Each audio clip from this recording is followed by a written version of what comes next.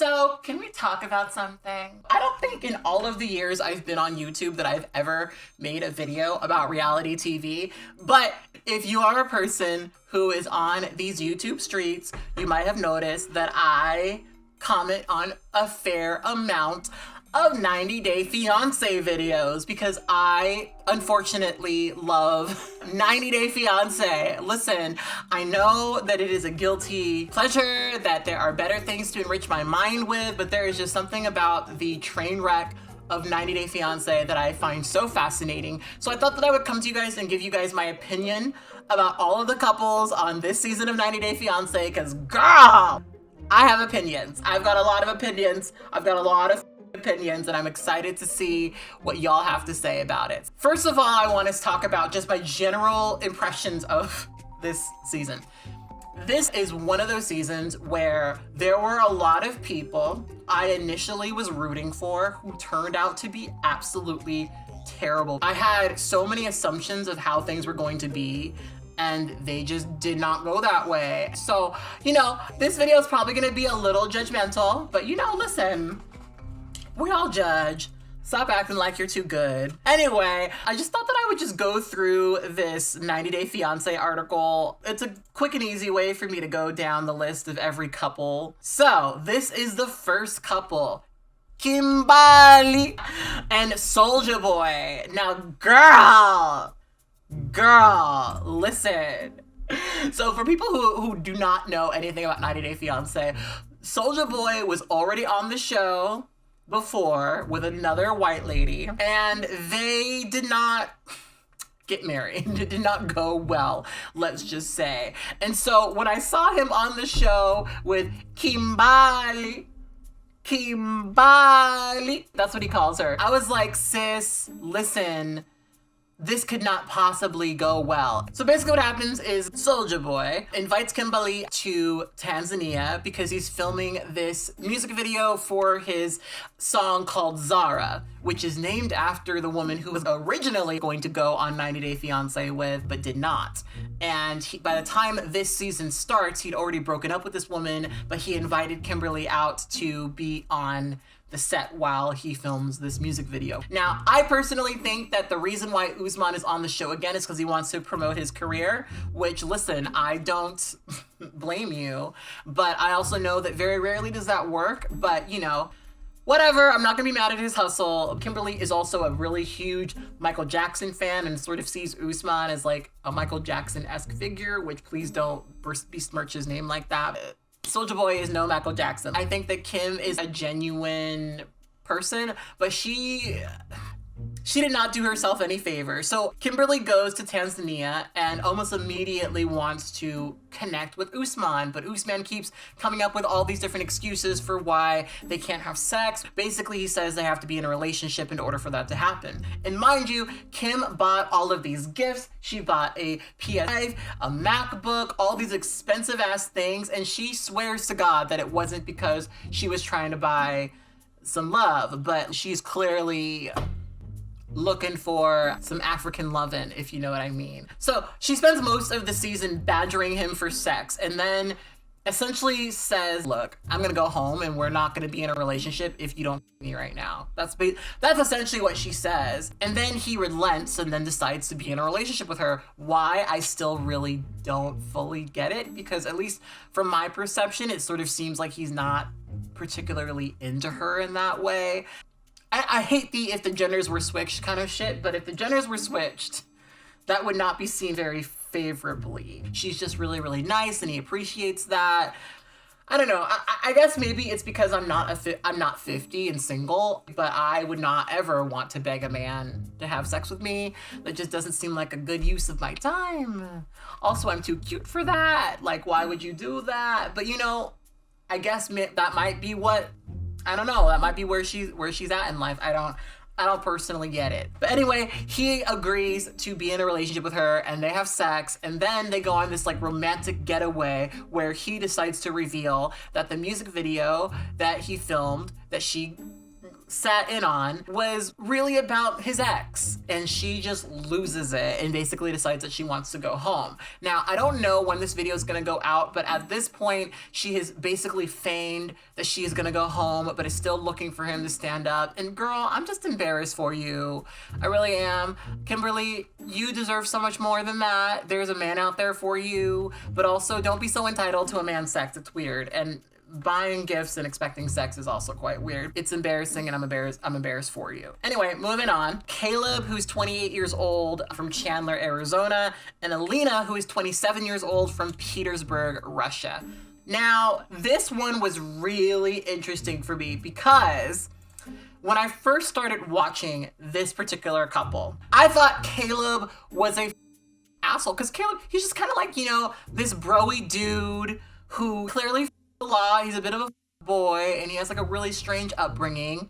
And Alina is I don't know the correct way to say it, but she's a little person. She deals with disabilities, and she is gorgeous and proud, and she doesn't allow her disabilities to prevent her from doing anything. And I think that that's amazing. But there were immediate issues when they met because Alina's friends were a little bit too involved, in my opinion. She had a lot of conversations between her live-in caregiver, who's also one of her best friends, about her accessibility. And there was always this conversation about whether or not Caleb could accept the fact that she was somebody who needed a lot of help.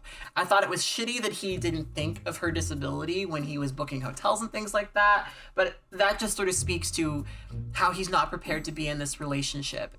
Caleb was maybe not so gracefully, but always very clear about how he struggles with it. And a lot of people did not like him because he was saying that, but he was being honest, and that's really what I can give him. He was being really honest about his feelings, even if those feelings were shitty. He could not pretend that Alina was like every other woman that he's been with.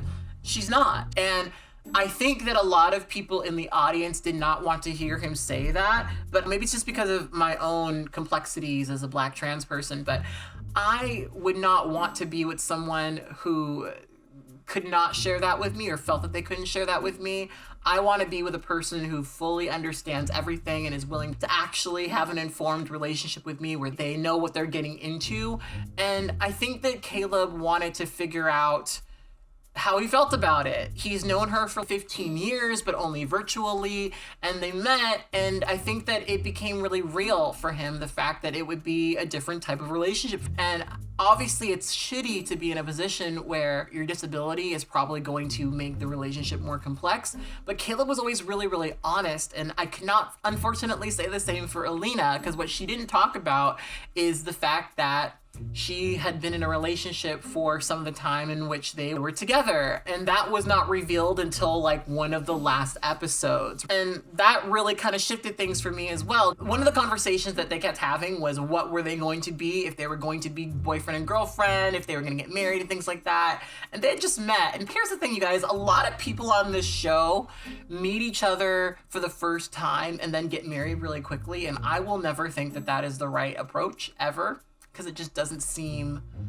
smart. It doesn't seem like a good foundation for a long-term relationship. Obviously, it's worked in some of the cases of the couples on the show, but I think more couples than not that have been on the show have broken up. She wanted him to have a solid answer as a person who doesn't, in relationships at least, deal well with vagaries. I get it, but I don't think it was reasonable to expect for him to have all of his feelings figured out within the time of this short trip. So that's my feeling on this particular couple. All right, next couple. Gina, who's 51, and Jasmine, who is 34, from Panama.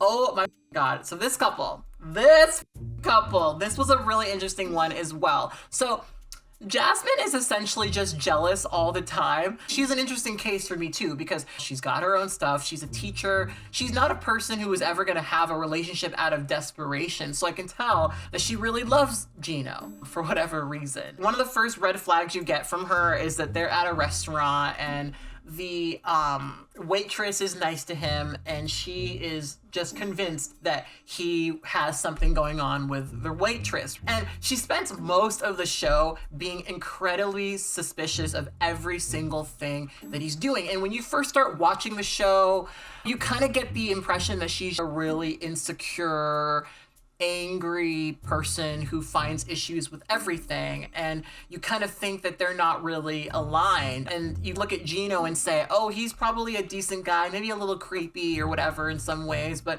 he's probably a decent guy who's being incorrectly framed here, right? As the show goes on, you start kind of understanding that some of her anxieties are valid. One of the big things that happens is that she has like this really deep insecurity about his ex. What ends up happening is Gino thought it was a good idea to send her nude photos to his ex to brag about how much hotter she is than his ex-girlfriend. And obviously that was an incredible violation of her privacy. You don't send nude pictures of someone who did not consent to having that nude picture shared. You know, it's just a violation. And then this ex apparently started threatening to post the pictures and things like that. So it turns out that she might have been a little justified in her concern for his ex. It was interesting to think that she was being totally unreasonable, and then have, towards the end of the season, the revelation that maybe she had a reason to feel that way. Now, I will say that a lot of her jealousy seems very toxic, very, very toxic. It doesn't seem healthy, but at the same time, when I'm watching them fight and then come back together, and then just the weirdness that they both have, it kind of works, and I kind of understand why they're together. And honestly, they're really the only relationship that I feel that way about on the show. And I actually think that they get along well. I mean, my theory is that they have a BDSM dynamic where she's the dom and he's the sub. That's kind of the impression that I get from the way they talk to each other. It's still a mess, but they wouldn't be on the show if they weren't a mess, so that's that. Memphis 34 and Hamza 28. Now, side note, my primary partner is Palestinian, and when I was watching this show at his place, he was overhearing them speaking Arabic and was laughing because he speaks Arabic, and just cringing at all of the things, because this is probably, of the relationships on the show, the relationship that for me makes the absolute least amount of sense. They have the least amount of communication. You get the impression when you are first introduced to the couple that they just do a lot of like webcam sex, and that's what the relationship is sustained on. When she visits him, she's staying with him and his mom and his sisters, and they have sex, and the mom walks in on them, and it's a whole thing. And the impression I have, though this might be wrong, is that Hamza probably hadn't had sex before that point. I was talking to my partner about this, and he tells me that a lot of his cousins and things, they've had sex and stuff before marriage, but they would never admit that because it is so stigmatized within the Muslim faith. Some people end up getting killed for having sex before marriage. It's clear that she should not have done that, and I think the worst part about it is she complains about it. Like, so he violates his religion, and then she complains about the quality of the sex. Just imagine your partner going on national television to talk about how you suck at sex.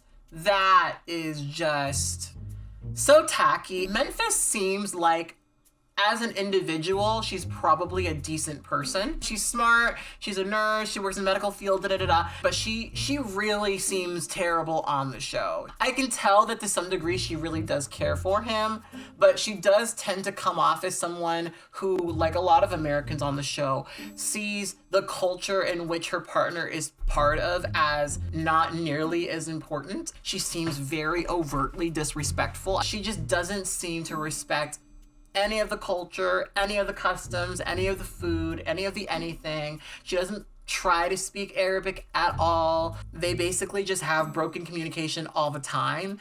And I don't know, I would really like to understand why Hamza is in the relationship, because you never really get a sense of that watching them. She treats him so poorly that it's hard for me to understand why you would want to be in a relationship like that. It just seems like a very confusing relationship to be in. If I were a betting person, I would bet that this relationship doesn't last very long. Just because in most other situations, the American has tried to learn the language. They've tried to put in some effort.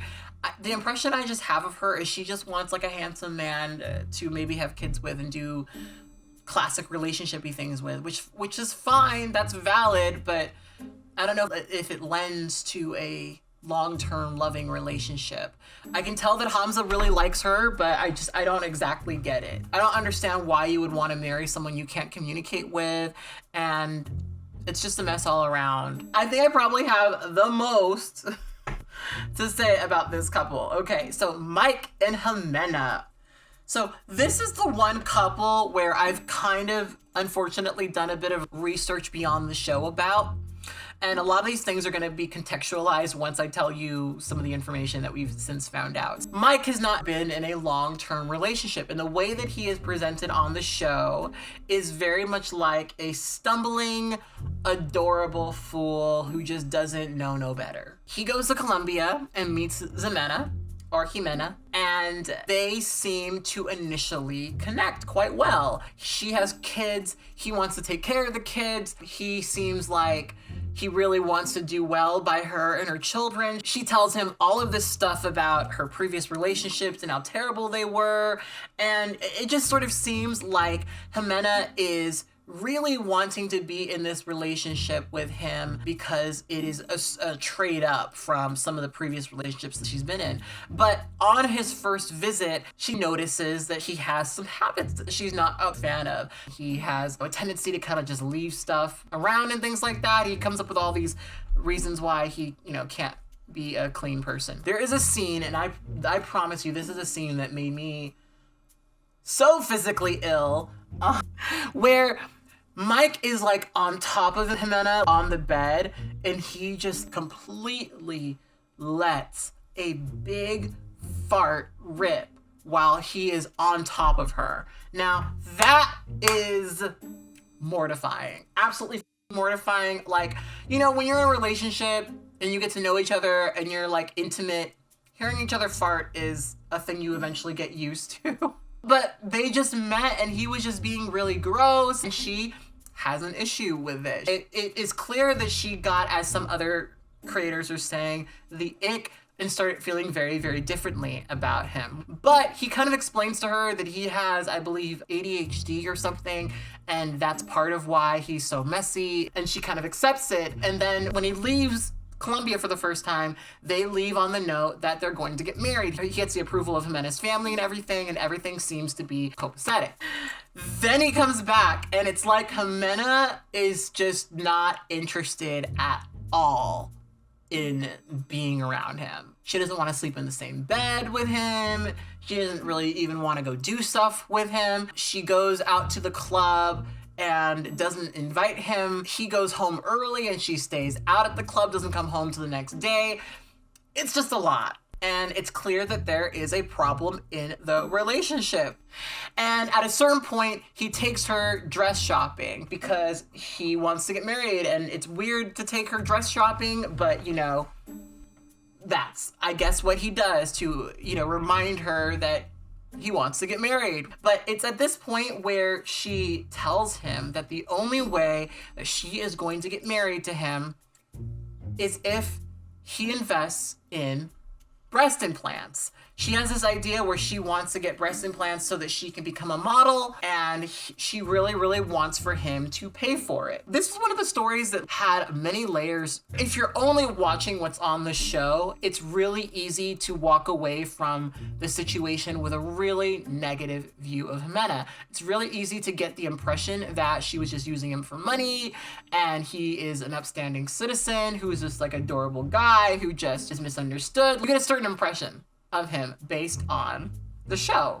But like I said, I have since found out some information that kind of really contextualizes all of it. So first and foremost, Mike is not the innocent, cute, adorable, inexperienced guy that he presented himself as on the show. Not at all whatsoever. Mike is a racist, transphobe, all this other shit, says some really crazy shit on social media. But also, he met Jimena on a cam site.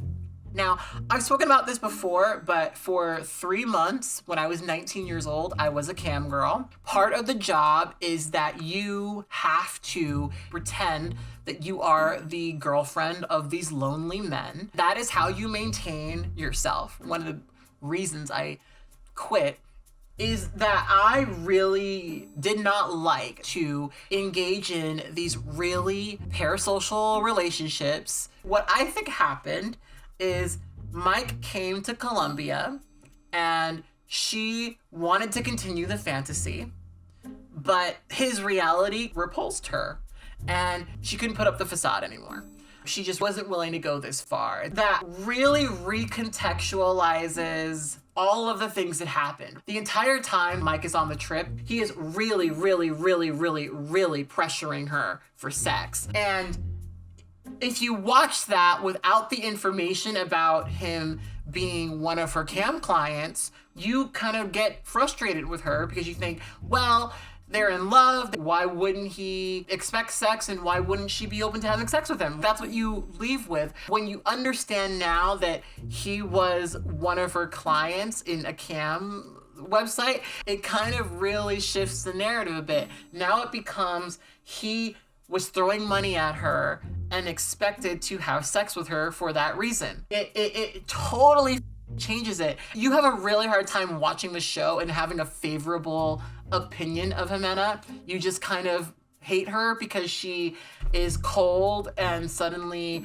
wants all of this money. But it makes so much sense because the conversation of I'm gonna get breast implants so I can be a model doesn't really make sense if we're talking about like normal modeling. It makes a lot of sense if we're talking about cam girl modeling. I think probably both of these people in this situation are not amazing, but Mike turned out to be a creep like a lot of the men on this show. From my understanding, Jimena's already moved on. I feel like Mike is probably gonna be single for a very long time, and I feel like he probably deserves it. Oh my God, Ella and Johnny. Oh my God, you guys. So when I was initially wanting to make a video about 90 Day Fiance, this was the couple I wanted to talk about. So Ella is a weeaboo living in West Bumble, Idaho. And Johnny is a Chinese man living in China. And I point out their race because their race is kind of the reason why they're together. Because Ella has a fetish for Asian men because she has an obsession with Japanese anime. And her standard for men is basically as long as they're Asian, she's into the persuasion, I guess. And Johnny, interestingly enough, is also a person who fetishizes Western women and the West in general. And he wants to be a cowboy and all this other stuff. So it was kind of one of these situations where it seems like they are mutually, racially fetishizing each other. So I started being upset about this particular couple and ended being not so upset because it seemed neutral. And then that's when the shit happened. Basically what happens is because Johnny lives in China, he is very nervous about traveling. He has a son who is being taken care of by his parents, and he is incredibly nervous about traveling to see Ella because in China, apparently, they have to undergo a quarantine before they let him back into the country. And his position is if they're going to meet, it needs to be long enough to justify being away from his son for that long. He doesn't want to go and have like a week together and then quarantine. He wants to be able to have a significant amount of time with her. That to me makes a lot of sense. And as the show goes on, you really start seeing that Ella is a lonely person and she wants attention. She says verbatim that she wants attention. She wants attention. She wants for Johnny to be there, to be affectionate. And she is really frustrated with the fact that Johnny doesn't want to come to Dubai, just meet in the middle, I guess. But like, y'all, it just got to such a huge, in my opinion, level of disrespect because here's basically what ends up happening. So on the phone, she tells him that he needs to make the trip to Dubai or she's gonna start exploring her other options. She says that she wants to potentially be in an open relationship if he can't come to America quickly. Now, Johnny is, I'm just gonna say it right now, Johnny is the only person on the show that I completely like.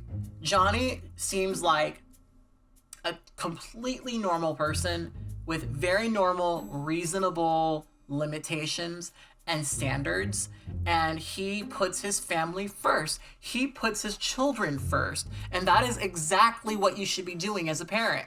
You should be putting your children first, not second, not last, not after this person you've never met. He wants to be able to maintain a relationship with his child. He wants to be able to be there for his child. And Ella does not seem to hear this. Ella does not at all seem to care. Like, she's fetishizing him because he's Asian, and she's focused on connecting with him because he's Asian. And you kind of forgive that when you kind of understand that the fetishism is like mutual. But then when she keeps pushing for it and pushing for it and pushing for it and not being reasonable about it at all, like, we are living in a global pandemic and your boyfriend lives in China. Like, he is being completely reasonable, but she is being completely unreasonable. And so Johnny genuinely sits and thinks about it. Am I going to be able to go to Dubai, see her for a short period of time, and then spend 2 weeks in quarantine? And he ultimately decides no. He ultimately decides that he's not going to do that. He wants to see Ella. He is in love with Ella. He wants to be with her. None of that is up for question. But he does not feel comfortable risking it all for Ella. And Ella is not happy to hear this. So before she even gets the answer, she apparently calls over a friend, and the friend and her ended up cuddling and ultimately having sex. And this obviously devastates him because he is being monogamous over there. He hasn't been around. They don't, and what he says, they don't do that over there, which I know is not true because it's very common for rich Chinese men to have several wives. I grew up in a Chinese community, and it's fairly common for especially rich Chinese men to have several partners, but we're not going to talk about that here. But long story short, that's not what he wants to do. He's over there being monogamous, and she's basically cheats on him. They didn't agree to that, and cheats on him all because he's not willing to brave the pandemic to meet her in Dubai. Ella seems very like girl-like and childlike to me because she's not being reasonable. Like, in my view, she's not at all being reasonable. She is expecting for him to be comfortable spending 2 weeks in quarantine despite the fact that they've never met. You know, he has real tangible people that he has to think about, and he's saying that he would rather spend a longer time with her so that the quarantine doesn't feel like most of his trip. And that's completely reasonable, but she just doesn't want to hear it. And that's where we left off. We do not know how this resolves, but that is where we left off. Ben, 52, Mahogany, 24. Girl, I got so much to say about this couple. Ben is a person who is apparently recovering from a religious cult. That's the way that he presents it. He is a former pastor, and he has a family, several children, and an ex-wife who he describes as having an absolutely miserable relationship with. He essentially wants to try again to build a family. And as an aside, I just thought that the way that he presented all of that was incredibly disrespectful to his ex-wife and the kids that he had with her. You can just tell that he is not thinking about this relationship in a very mature way. He travels to Peru, and Mahogany does not meet him at the airport. At this point, you're very much convinced that she is a catfish. He decides to do the totally normal thing to do. Totally normal, totally reasonable. Everybody does this. He decides to drive to her hometown and tells her that he's going to be at a restaurant. And after hours and hours and hours of waiting, and almost when the restaurant is completely closed, she shows up. She's a real person. She's clearly photoshopped her photos or filtered her photos a lot, but she is the girl in the pictures. And so they start connecting and it's off, right? Like a lot of these things are not aligning. She decides to go and meet him at her place, and by her place, what she really meant was some random Airbnb that she had rented. They meet up and they have a conversation with her family, and that's when he learns that she's not actually 24, she's actually 22. And for whatever reason, her being 22 was like a really huge red flag for him. He was literally like, oh wow, oh you're 22, you're not 24, oh I draw the line there. Apparently he has a daughter that's like 24 or 23, I think. And for some reason, because she's 22, it's like too much. So he leaves and he's really upset. And long story short, the rest of his time in Peru is a really annoying back and forth about whether or not they're going to be together and whether or not the family approves. I find this particular couple to be really annoying because Mahogany clearly speaks clear and complete English, but she pretends throughout the entire show that she doesn't. And look, I've been a 19-year-old dating men in their 50s and sometimes in their 60s. Girl, this is no, get the out. Men like this, look, okay, this is about to be a hot take. Men like this are trying to date young ass women for a reason. The only reason men like this want women who are this young is because they know that they would not be able to meet a woman their own age who could put up with their shit. You can tell looking at the ex-wife that she does not put up with the shit. And if I were to guess how their relationship went, he probably tried to do a bunch of bullshit and she couldn't stand for it. You can just tell the ex-wife is like done with him, like completely through with him. She doesn't want anything to do with him. And watching him pursue this relationship really sort of shows me probably why that is. Because I'm sorry, religion on its own is not a good reason to be in a relationship with someone. It just isn't, you know? The fact that they both share a love in God tells you absolutely nothing about whether or not they're going to be in a productive, good, healthy relationship. It just isn't a relationship that I can see lasting at all. And also, I don't know why Mahogany's into him. Like, yeah, he's not bad looking, I guess, but there are so many better men who are more her age who would probably treat her a lot better. And I just don't. I get being this young and being interested in men that old, but it's just not gonna work. It's really not gonna work. And he's too suspect. He's too sus. He's too sus. I do not trust it. So those are my feelings on Ben and Mahogany. I guess that's all the couples. We went through everyone. There are so many people and I had so many thoughts, and girl, this whole season is just a complete and utter mess. Like I said, there were so many people on the show that I thought were gonna be one way that turned out not to be, and like, oof, it was just so surprising how things ended up going. That is my feeling about the couples on 90 Day Fiance, and I would absolutely love to hear what you guys have to say. What are your thoughts, y'all? Let's talk about it in the comment section. I have a lot of theory, I have a lot of thoughts. There's just so much going on. What do you think? Do you agree or disagree with my thoughts? Let's talk about it, y'all. I love me some messy ass reality TV.